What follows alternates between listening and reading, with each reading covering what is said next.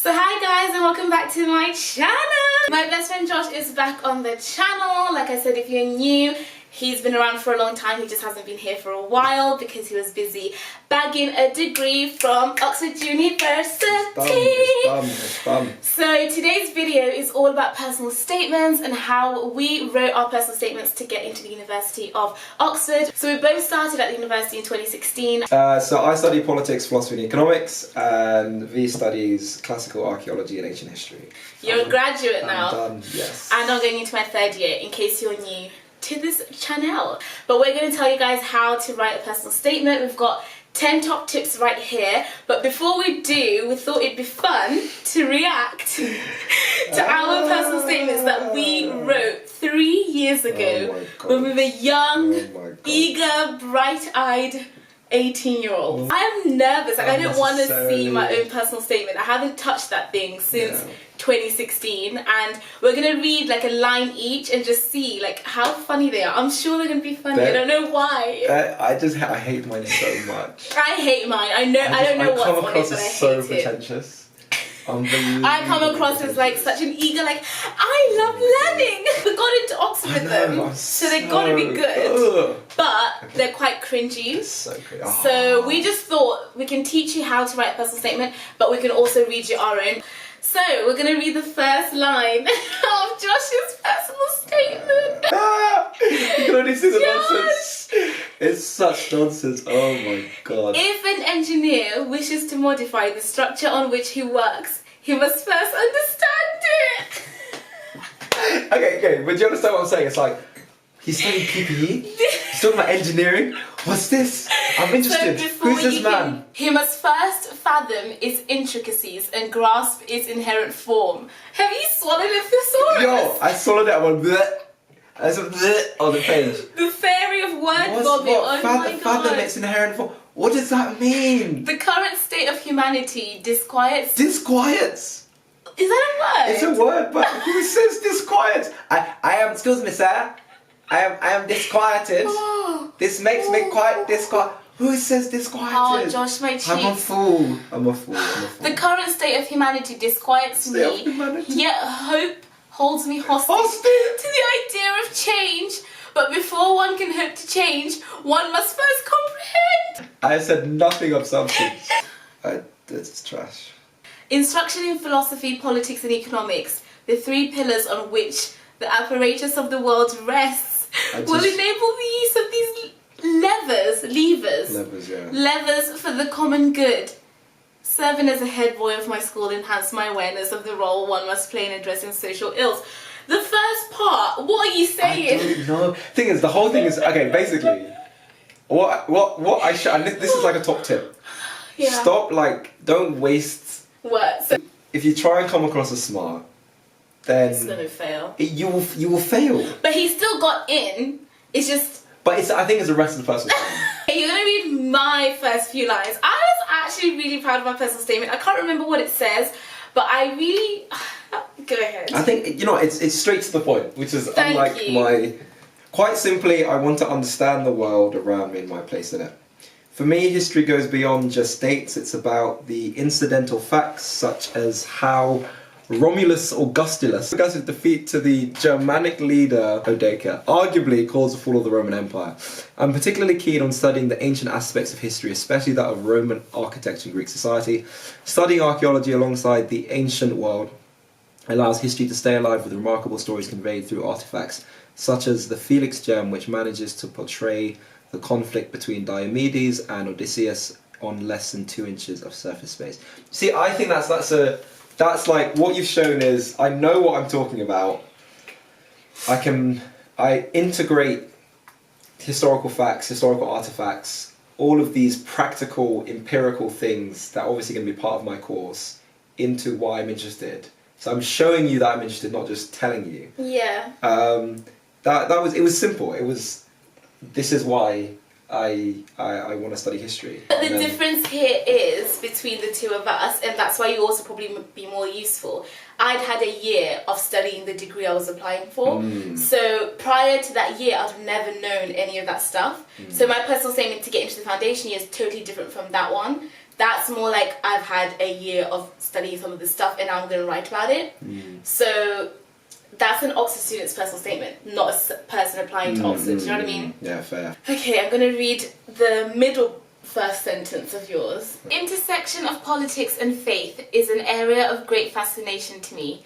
Growing up as a Christian... That's it. Use cultural capital. Cultural capital. Growing up as a Christian, the Bible influenced my political and philosophical... Philosophical. It's okay. I'm fighting It's it. okay. Philosophical stances. However, delving into the ancient Hebrew and Greek lexicon on which Western translations rely exposed its vulnerability to partisan spin. I don't even know what that sentence said. So what I was trying to demonstrate there was an evolution in my thinking. So what I was trying to show is... being Christian led to this, led exactly. to that. So here's a personal part of my upbringing. Here's how it affected me intellectually. Here's how I rationally examined it because I studied it. And here is my conclusion. So it's like I've wrapped up point, evidence, explanation, and then linked it. Exactly, so I've wrapped up my personal story into my intellectual story, into why I want to study the subject. You can put the Zimbabwe one since we're on that topic. That's the second one. Right. Being born and raised in Zimbabwe has sparked my interest in historical topics such as chattel slavery. Conducting my EPQ on the transatlantic slave trade led me to read Eric Williams' Capitalism and Slavery. I found Williams' work thought-provoking as he offered a different perspective on the reasons Britain abolished the trade in 1833. I also considered a view proposed by Lance Selfer in Slavery and the Origins of Racism, which suggested that racism came as a consequence of slavery rather than the opposite. Oluwada Equiano's autobiography, The Interesting Narrative, gave me quite a different, empathetic and ethical view of slavery. In addition, reading Alice Walker's The Colour Purple helped me to explore the social after effects of slavery on powerless women. And you know what? That was one of my favourite paragraphs in my personal statement because it was actually something that was personal to me and interesting to me. I took it outside of the classroom, went and did further study and read for fun, and that question came up in all of my interviews. My foundation year interview, my actual Oxford interview. They were like, okay, do you want to explore and expand more on this paragraph for us and what did you mean and blah blah blah. Though it may be different kinds of history, I was showing that my love for the subject is going to come through no matter what the area of study is. So it could be the slave trade, it could be ancient history, it could be modern. I just love history and the study of it. And I think those kind of paragraphs show it. When you show them that your subject is intricately linked to who you are, then it becomes very easy for them to infer that you're passionate because it comes naturally from who you are, just naturally as a person. Do the last sentence. We'll both read our last, the ending, they always say that. The one you just want to punch it, Okay, so Josh's last two sentences, and we're trying to see how sucker punched that last one was. I was awarded a Jack Petrie Outstanding Achiever Prize for my food drive campaign and founded Project Bethlehem, a Christmas-focused charitable association due to my passion for social justice. I relish the challenge of making an impact on a grander intellectual stage. It's kind of weak, it's not so, it didn't hit me. It didn't hit you? Okay, okay, alright, let's see. Comment below who you think was more powerful. Okay, in addition, evaluating ancient tattoo machinery in the Pitts Rivers Museum and Alfred's jewels in the Ashmolean Museum has left me enlightened and excited to progress onto degree level study. What do you mean? How is that any more punchy than yours? Are just I saw this, now I want to study my degree. What? And? I wasn't trying to sucker punch. Yeah, but don't come at me for grand intellectual stage, am I right? So that's it. Yeah, that's the... So, here are our top 10 tips. My first top tip is be honest. You've always got to be honest. Don't lie in your personal statement because when you have an interview, especially for Oxford or Cambridge, they will ask, trust me, if you name something interesting, because a lie is a good lie. Do you know what I mean? You wouldn't tell a lie unless it's good. So, if you tell it good enough, they'll notice, they'll be like, wow, that's really impressive. Then they'll ask you and you don't know. Don't say I read this book if you didn't read it. If you didn't read it, just don't bother. Even if you read a chapter or a page of it, if you don't know that book properly, don't put it in. You'll just be honest, just be yourself. Show, don't tell. So it's very easy to go into a personal statement and say, look, I love my subject. I will study it very hard, etc., etc. And that's what they want to see, but they don't want to see you telling them. You need to tell them and show them. So in my personal statement, I talk about how I went to LSE lectures in London, or I did a Cambridge masterclass in this, or I read this book, and that's what V was doing as well. She wasn't just saying, oh, I love archaeology. It's like, no, I've gone to museums. Yeah. I've spent time outside of my allotted classroom time to actually explore my passion. So people reading your personal statement are able to infer from the fact that you've spent that time doing it that you're actually passionate. So nowhere do I say I'm passionate about it. The third one is experience. All of it counts. So I was very worried, like, oh my god, people that are going to be studying archaeology with me have been visiting Rome since they were 10 years old. They're just going to have parents who are archaeologists, and I'm just going to be so far behind, like I've never done archaeology. But what my tutors told me was, it doesn't matter.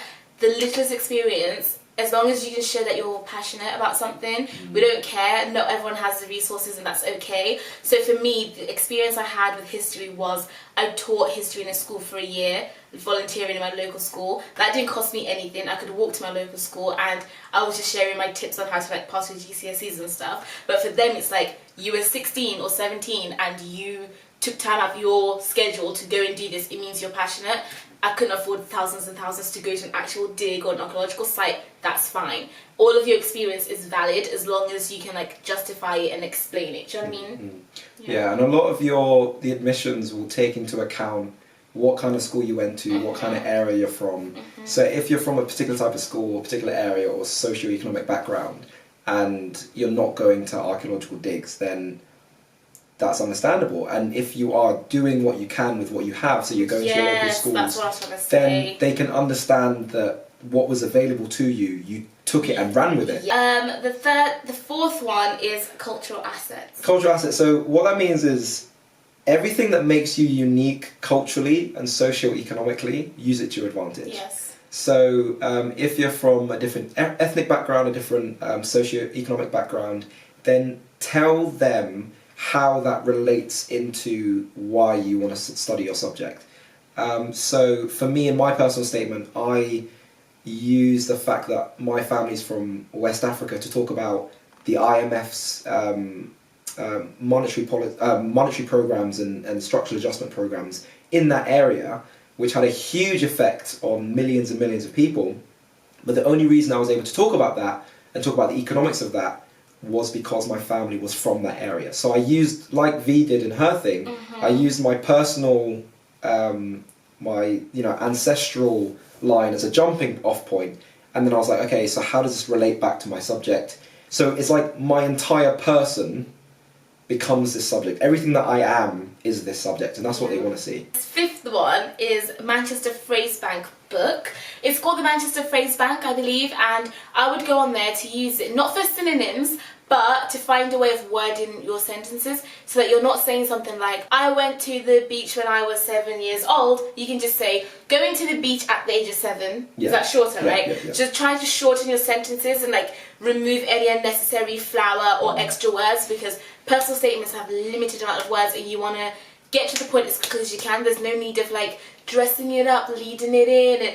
No, like just get to the point as direct as you can and as clearly as you can. Try to be as direct in full sentences, but as direct and as short and sweet. The sixth point is everything relates to your subject. Yeah, so what I've been saying the whole time is everything relates to your subject. So especially in the UK, so in America and other places it's different, but here they want to see 80% academic, 20% extracurricular. Amen. And even your extracurricular needs to relate to your subject. For example, I did like a gliding course, like a flying course. Nice. And it was literally a sentence that said, as somebody who's done this flying course, I embrace the rigor of learning new skills, and that was it. And so it was like, I showed them that I'd done something different, so it was unique in that sense, but then it also is helping me with my subjects. And I put in mine, my first personal statement, I think, something about Camp America, and that had allowed me to like understand a new culture, way of living. I was living in Pennsylvania for like 3 months, and that was such a cultural not shock, but like a cultural revolution for me. Like I was just experiencing something new. I'd never been away from home before alone. It was great. And I put in my personal statement that I enjoyed that, therefore I'm going to love studying my degree because I'm going to be understanding new cultures and blah blah. Like you just flip it and like make what you did for fun or in your own time something to do with your subject. Always like bring it back full circle to be like, say something random and then somehow flip it back and they'll be like, whoa. Number 7 is read it out loud, read it out loud, and read it out loud again. If you can, just like even sit your parent down, your sibling, and if they are like getting bored or tuning out, then you just need to just go back and take out whatever you've repeated. And sometimes when you read something out loud, you understand how it sounds, or record yourself saying it and then play it back to yourself, because I think when we spend so long on that computer writing something, it becomes perfect. Even though there's errors, we can't see them because we see what we want to see, because it's been, I don't know how many drafts you're on now, 70, 80, 50, 40, whatever, and you're just like, let it make sense, and in your head you start to see what you want to see. Print it out. Let someone else read it out loud if you don't want to read it. Get your younger sibling to read it out loud. You'll hear the mistakes. Do you know what I mean? Yeah. Yeah. I mean, it's one of the most embarrassing things you'll do because but it's necessary. It's really like writing a personal statement is one of those icky, and it's so personal. Things. Like because it's like title, you're meant to like sell yourself, and it feels ugh.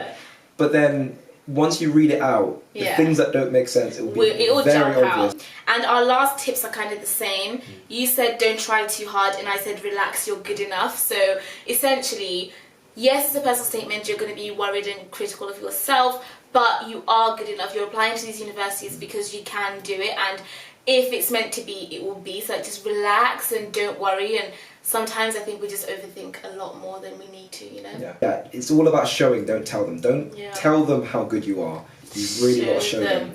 And you can keep it simple when you're just showing them. And that's it. That is the end of our personal statement, top 10 tips, plus reacting to our old personal statements, which is very embarrassing.